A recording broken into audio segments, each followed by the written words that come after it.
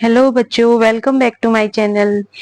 आज हम पढ़ रहे हैं कार्बन के जो कंपाउंड्स हैं उनमें किस प्रकार से ऑक्सीजन जुड़ करके नए नए कंपाउंड्स बनाती है, नए नए फॉर्म में। इससे पहले वाली क्लास में हमने कोयला और पेट्रोलियम के फॉर्मेशन के बारे में पढ़ा था और हमने पढ़ा था जो कोयला होता है वो पेड़ पौधों के भूमि में दब जाने की वजह से कोयले में कन्वर्ट हो गया, और जो पेट्रोलियम है वो समुद्र के अंदर जो पेड़ पौधे हैं, जीव जंतु हैं, उनके समुद्र तल में नीचे दब जाने से पेट्रोल में कन्वर्ट हो गया। तो ये भूमि पर पेड़ पौधों के, जीव जंतु के दब जाने से कोयला बना, और समुद्र के अंदर जो पेड़ पौधे और जीव जंतु है वो समुद्र में दब करके उच्च दाब और ताप की वजह से किसमें कन्वर्ट हो गए? पेट्रोलियम पदार्थों में। अब हम पढ़ रहे हैं ऑक्सीडेशन क्या होता है और हमारे जो कार्बन के कंपाउंड्स हैं उनमें ऑक्सीजन जुड़ करके क्या क्या बनाती है नए नए फॉर्म में। तो पिछली वीडियो में अपनी थोड़ा सा ये जो पार्ट है वो वीडियो में कट सा गया था, सिर्फ आवाज आवाज आ रही थी। तो आज मैंने वापस से इस वीडियो को बनाया है, तो अब शायद आपको अच्छे से समझ में आ जाएगी। ऑक्सीडेशन के बारे में, take 3 ml of ethanol in a test tube and warm it gently in water bath। पानी के अंदर इसको गर्म करना है। यहाँ पे गर्म पानी लेंगे और टेस्ट ट्यूब को इसके अंदर डुबो देंगे, और टेस्ट ट्यूब में हमने क्या लिया है? 3 ml एथेनॉल लिया है, और उसमें हम थोड़ा थोड़ा बूंद बूंद करके drop by drop 5% solution of alkaline potassium permanganate का डालते हैं। ये क्यों डालते हैं? ये ऑक्सीडेशन करने में हेल्प करेगा। मतलब ऑक्सीडेशन में क्या होता है? ऑक्सीजन का जुड़ना। तो ऑक्सीजन, एथेनॉल को ऑक्सीजन कहाँ से मिलेगी? पोटेशियम परमैंगनेट से। पोटेशियम परमैंगनेट एथेनॉल को ऑक्सीजन देगा, जिससे एथेनॉल है वो किस में कन्वर्ट हो जाएगा? एथेनोइक एसिड में बदल जाएगा। Does the color of potassium permanganate persist when it is added initially? तो जो शुरू में हम पोटेशियम परमैंगनेट डालते हैं ना, तो उसका कलर कैसा होता है? पिंक कलर या पर्पल कलर होता है। तो जब हम डालेंगे तो इसमें से ऑक्सीजन निकल करके किस में जाएगी? एथेनॉल में जाएगी। तो इससे क्या होगा? पोटेशियम परमैंगनेट का जो कलर है वो डिसअपियर हो जाएगा। Why does the color of the potassium permanganate not disappear when excess is added? जब इसको और ज्यादा मात्रा में डालेंगे तो उसका कलर डिसअपियर नहीं होता है। तो क्यों नहीं होता है? क्योंकि शुरू के अंदर क्या होता है, जैसे ये अपने टेस्ट ट्यूब के अंदर हमने क्या लिया है? टेस्ट ट्यूब के अंदर एथेनॉल लिया है, ठीक है, और इसमें क्या मिला दिया हमने? पोटेशियम परमैंगनेट डाला है, ठीक है। पोटेशियम परमैंगनेट KMnO4 एल्केलाइन है ये, मतलब बेसिक सॉल्यूशन है। इसका बेस के अंदर घोल करके इसको बनाया गया है। तो इसको हमने, इसका जो सॉल्यूशन है वो इसमें डाला है, जिससे क्या होगा?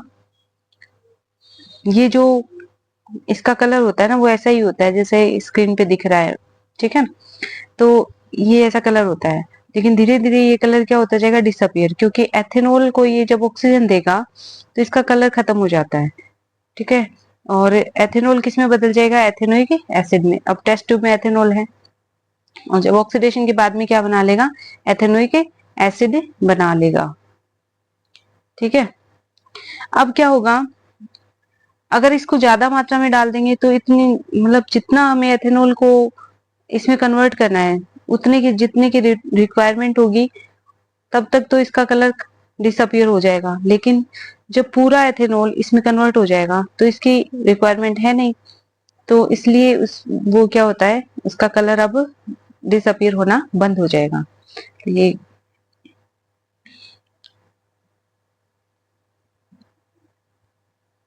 देखिए, इसकी रिएक्शन दे रखी है ये CH3CH2OH कौन है? एथेनॉल।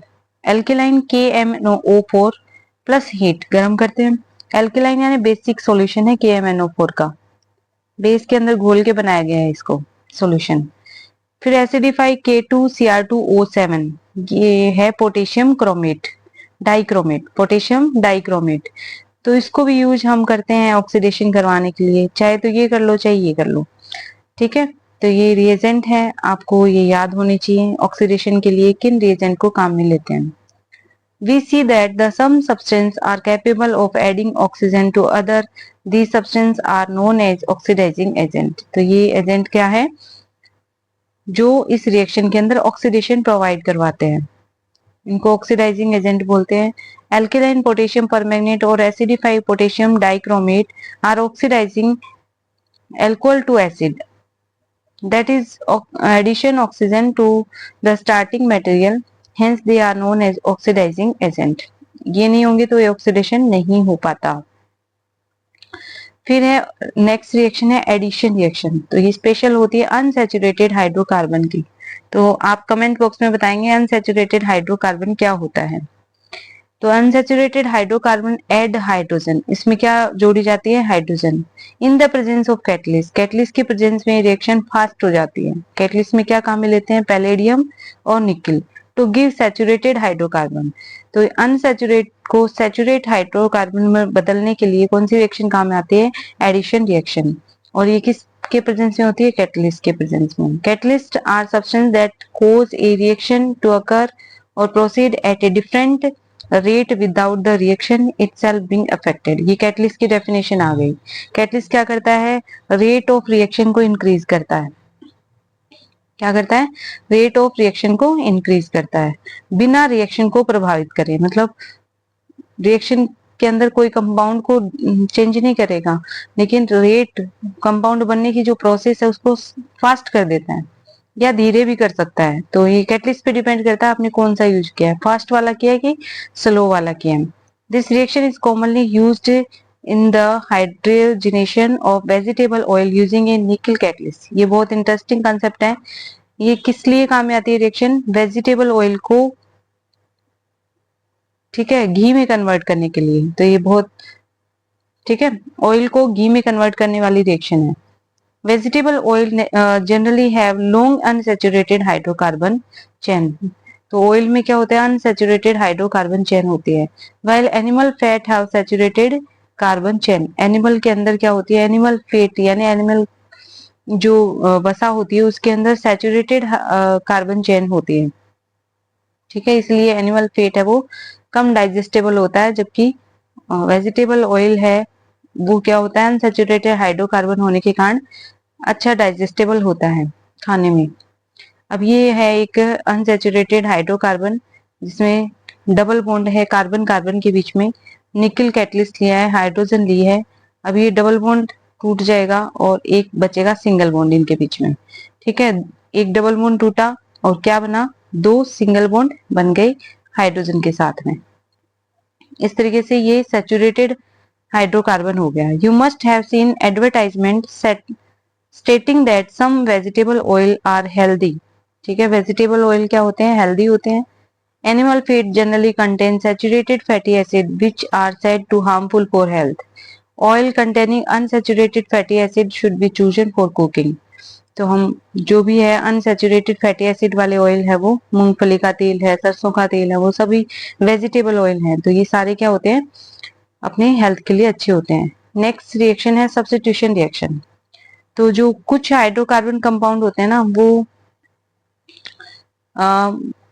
इनर्ट होते हैं मतलब अक्रिय होते हैं रिएक्शन नहीं करते हैं जल्दी से किसी के साथ में. तो ऐसे सैचुरेटेड हाइड्रोकार्बन की रिएक्शन जहाँ जो और कहीं नहीं होती है वो कई बार क्या हो जाती है in the presence of sunlight हो जाती है. ठीक है रिएजेंट के प्रेजेंस में नहीं करेंगे लेकिन सनलाइट के प्रेजेंस में रिएक्शन कर लेते हैं. तो इन सैचुरेटेड हाइड्रोकार्बन को सनलाइट में रखेंगे साथ में क्लोरीन रख देंगे.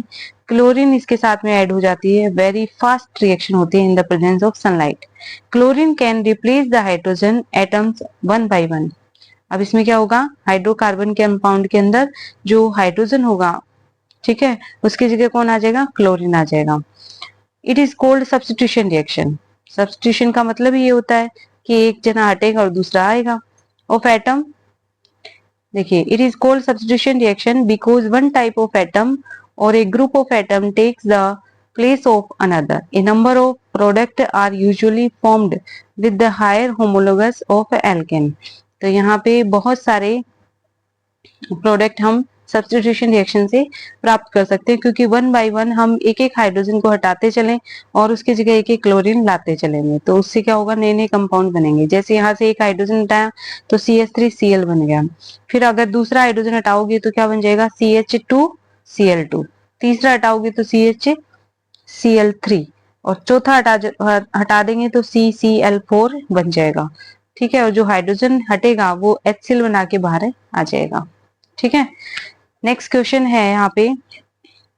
देखिए बच्चों, मेरे को ये वीडियो दोबारा से बनानी पड़ रही है क्योंकि पिछली बार वाली जो वीडियो है वो खराब हो गई थी, आपको भी पता है, अगर आपने देखी हो तो। ठीक है, और ज्यादा से ज्यादा वीडियो को देखा करो, जिससे आपको हेल्प होगी, नुकसान नहीं होगा। थोड़ा सा आप ध्यान लगा करके सुन भी लोगे ना तो भी आपके बहुत फायदा होगा, रटने की और कोई जरूरत नहीं पड़ेगी, सिर्फ आपको क्या करना है, समझना है। तो इसमें एक क्वेश्चन दिया गया है, why is the conversion of ethanol to ethanoic acid an oxidation reaction. तो conversion of ethanol to ethanoic acid an oxidation reaction, ये कह रहा है कि एथेनॉल का कन्वर्जन एथेनोइक एसिड में होता है ऑक्सीडेशन रिएक्शन में। ठीक है, तो बिल्कुल एथेनॉल क्या दे देता, एथेनॉल को क्या मिल जाता है ऑक्सीडेशन रिएक्शन में, ऑक्सीजन मिल जाता है, जिससे वो किसमें कन्वर्ट हो जाता है, अतिरिक्त ऑक्सीजन लेकर के किसमें कन्वर्ट हो जाता है, एथेनोइक एसिड में हो जाता है, जैसा कि हमने ऊपर देखा था। देखिए यहाँ पे OH में ऑक्सीजन एक है, लेकिन इसने एक ऑक्सीजन और दे दी तो यहाँ पे दो ऑक्सीजन हो गई, तो ये किसमें कन्वर्ट हो गया, एथेनोइक एसिड में। ठीक है, तो इसलिए क्योंकि ऑक्सीडेशन रिएक्शन से उसको ऑक्सीजन मिल जाती है, इसलिए वो क्या बना लेता है, एथेनोइक एसिड बना लेते हैं। नेक्स्ट क्वेश्चन है, mixture of oxygen and ethyne is burned for welding, can you tell why a mixture of ethyne and air is not used. A mixture of oxygen, हम क्या यूज करते हैं, ethyne और oxygen के mixture को welding के लिए काम में लेते हैं, जबकि एयर और एथाइन के मिक्सचर को हम वेल्डिंग के लिए काम में क्यों नहीं लेते हैं, ये है क्वेश्चन। तो एथाइन को ऑक्सीजन, प्योर ऑक्सीजन के साथ में जलाएंगे ना तो बहुत ज्यादा हीट बनेगी जो वेल्डिंग में काम आ जाएगी, लेकिन अगर एथाइन को एयर के साथ में जलाएंगे तो एयर में बहुत कम ऑक्सीजन होती है, और जितनी कम ऑक्सीजन होगी उतनी ही कम हीट बनेगी, इसलिए हमें प्योर ऑक्सीजन के साथ में उसको वेल्डिंग के लिए काम में लेते हैं एयर के बजाय। ठीक है, तो ये आपका आज का टॉपिक था जो कि मैंने अच्छे से समझाने की कोशिश करी है। आपको कितना समझ में आया वो मुझे कमेंट बॉक्स में जरूर बताना, और